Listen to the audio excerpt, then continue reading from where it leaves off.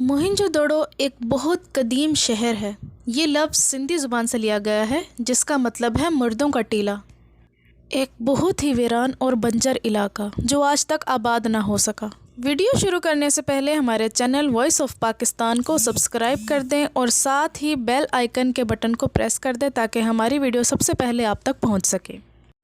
प्यारे दोस्तों, आज से 5000 साल पहले एक बहुत ही आबाद और तरक्की याफ्ता शहर था जिसका नाम था मोहिंजोदड़ो।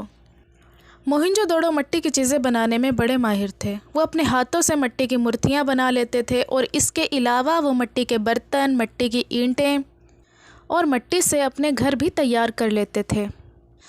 अब आप सोच रहे होंगे कि वो ये कैसे करते थे, जबकि उस ज़माने में कोई मशीन भी नहीं थी, ना कोई क्रेन थी, वो खुद करते थे। तो चलिए आइए इन सब के जवाब आपको देते हैं और बताते हैं कि ये किस तरह से तबाही का सबब बना। आइए मोहिंजोदड़ो की सैर करते हैं।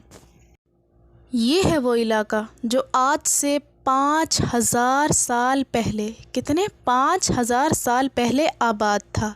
यहाँ के लोग बहुत हुनरमंद थे। हुनर उनका ये था कि वो मिट्टी से तरह तरह की चीज़ें बनाते थे और अपने इसी हुनर पर वो बड़ा गुरूर भी करते थे। लेकिन वो बेचारे ये नहीं जानते थे कि उनके साथ क्या होने वाला है। उनका अरूज कभी ज़वाल में भी बदल जाएगा। अब उनका ज़वाल किस तरह से आया, ये शहर क्यों तबाह हुआ, क्या वजह थी ऐसी जिसकी वजह से ये तबाही का सबब बना। 3 बार आबाद होकर भी ये शहर उजड़ गया। हंसता बसता खुशहाल और तरक्की याफ्ता शहर जो कि अपने ज़माने में बड़ा तरक्की याफ्ता शहर था, एक दिन मिट्टी का ढेर हो गया। वो लोग ज़िंदा मिट्टी तले दब गए और उनकी हड्डियां 5000 साल तक मिट्टी में ही गलती रहीं और एक दिन मिट्टी का ही ढेर बन गई। ये बात 1922 की है जब अमेरिकी साइंटिस्ट सर जॉन मार्शल ने यह शहर दरियाफ्त किया। सर जॉन मार्शल ने जब इस सरज़मीन पर कदम रखा तो यहाँ पर सिवाय मिट्टी के ढेर की और कुछ भी नहीं था। हर तरफ मिट्टी ही मिट्टी थी। ऐसा लगता था जैसे कि ये एक रेगिस्तान है। लेकिन उन्होंने जब कदम रखा तो उनको महसूस हुआ, उनके पाँव के नीचे कुछ महसूस हुआ। ऐसा लग रहा था कि जैसे कोई चीज़ यहाँ पर है। उन्होंने चुनाचा खुदाई का फ़ैसला किया और खुदाई करना स्टार्ट की। जैसे जैसे खुदाई करते गए वहाँ से कभी मूर्तियाँ निकल रही थी, कभी बर्तन निकल रहे थे, कभी ज़ेवरात निकल रहे थे। तो उनको ये शक हो गया कि यहाँ पर ज़रूर कुछ तो ऐसा हुआ है आज से कई साल पहले जो कि ये शहर एक बर्बादी का निशाना बन चुका। तो वह खुदाई करते गए, ईंटों की दीवारें निकलती गई और इस तरह से एक शहर दरियाफ्त हुआ।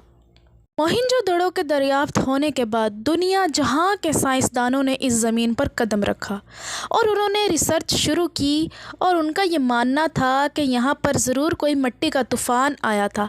लेकिन दोस्तों, यहाँ पर सोचने की बात ये थी कि अगर मिट्टी का तूफ़ान आया भी था तो इस तरह कैसे आया था कि पूरा का पूरा शहर निगल गया। साइंसदान बड़े हैरान थे। वो जानना चाहते थे कि पूरा का पूरा शहर मिट्टी के नीचे क्यों दफन है। उन्होंने मज़ीद रिसर्च शुरू की और उन्होंने फ़ैसला किया कि पूरे शहर की खुदाई की जाए। मोहिंजोदड़ो की दीवारें इतनी लंबी थी कि अभी भी आधे से ज़्यादा दीवारें ज़मीन के अंदर धंसी हुई थी। साइंसदान शहर मोहिंजोदड़ो की खुदाई जारी रखे हुए थे। कई दिन गुजरने के बावजूद भी वो पूरा शहर दरियाफ्त करने में नाकाम रहे। जब वो खुदाई करने लगते तो चारों तरफ से मिट्टी की हवाएं चलने लगती। जब वो खुदाई रोक देते तो मिट्टी की हवाएं खुद ब खुद रुक जाती। अब यहाँ सोचने की बात ये थी कि जब हम किसी मिट्टी से कोई चीज़ निकालते हैं तो ज़ाहिरी बात है हवा चल रही होती है और मिट्टी हवा में उड़ती है। लेकिन वहाँ पर ऐसा था कि हवा चारों तरफ से उड़ रही थी और जो उसके अंदर मौजूद मिट्टी थी वो बहुत ज़्यादा ताकतवर थी, जो कि उनकी आँखों में पड़ रही थी और वो देखने में काफ़ी मुश्किलात का सामना आ रहा था। बड़ी अजीब बात थी ये आज के इस जदीद दौर में भी, जबकि उनके पास इतनी हैवी मशीनरी मौजूद थी और एक दो नहीं कई मशीनरी मौजूद थी उनके पास, लेकिन फिर भी वो नाकाम हो गए। ऐसा क्यों, जबकि वो इन्हीं मशीन से 100 बिल्डिंगें खड़ी कर लेते हैं। 100 मंजिला इमारत भी वो इन्हीं हैवी मशीन के थ्रू तैयार करते हैं। फिर भी क्यों? आखिरकार उन्होंने हार मान ली। वो वहाँ से रिसर्च छोड़कर चले गए।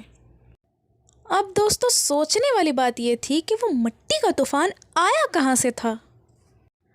آج سے 5000 سال پہلے موہنجو دڑو جب اس شہر میں آباد تھے، وہ امیر اور غریب میں فرق رکھتے تھے۔ امیروں کی الگ جگہ ہوتی تھی اور غریبوں کی الگ جگہ ہوتی تھی، اور جو اس شہر کے امیر لوگ تھے وہ بڑے ہی فحاش پسند لوگ تھے۔ انہیں جو عورت پسند آ جاتی تھی وہ اسے کسی بھی قیمت پر اٹھا کر لے جاتے تھے اور اس سے رقص کرواتے تھے۔ یہ بات یہاں سے واضح ہوئی جب 1922 کو سائنٹسٹ کھدائی کر رہے تھے تو وہاں انہیں ایک مورتی ملی۔ یہ مورتی موہنجو دڑو نے اپنے ہاتھوں سے بنائی ہے، جو کہ مکمل طور پر برہنہ ہے۔ رقص کے وقت عورتوں کو اسی طرح کا لباس زیب تن